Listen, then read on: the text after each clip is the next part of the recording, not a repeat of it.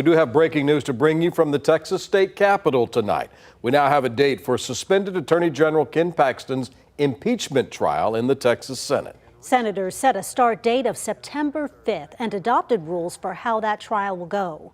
KVUE's senior reporter Tony Polhetsky joins us now to run through what we know tonight. Tony? And this is so significant because it sets the stage for how this trial will unfold in coming months. It came after nearly 30 hours of meetings behind closed doors. The Texas Senate agreed to these trial rules, voting tonight 25-3. Brian Aquita, the trial proceedings will start at 9 a.m. on September 5th. It will be open to the public both inside the Capitol and via a live stream. Once it starts, the House impeachment managers will act as prosecutors, and Paxton's attorneys will each get 60 minutes for opening statements. Each side will get 24 hours for presenting evidence and calling witnesses, and at the end, both sides will get 60 minutes for final arguments.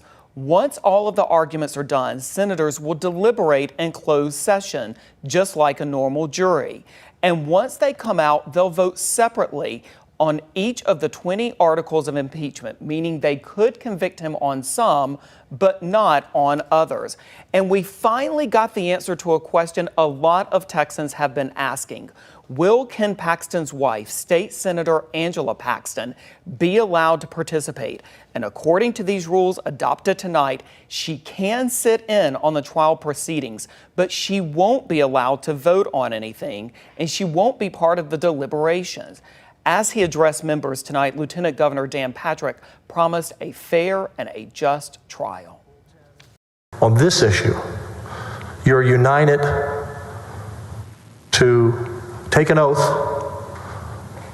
so that justice prevails, that everyone will do their job to the utmost in fairness in this impeachment.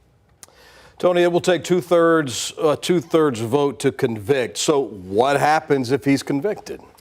So I've been talking to constitutional experts over the past couple of days who say that if he is convicted, he is automatically removed permanently from office and, in fact, can't serve in any elected position again. That is based on the experts that we've been talking to.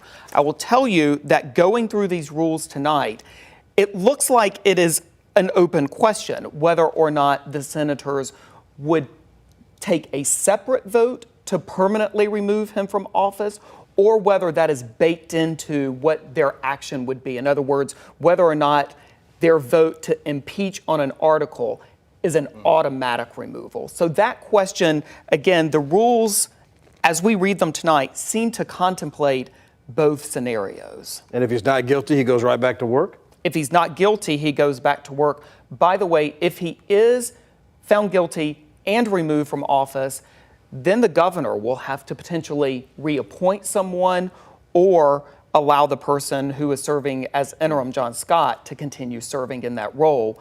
But the seat would come open for election in 2024. Wow.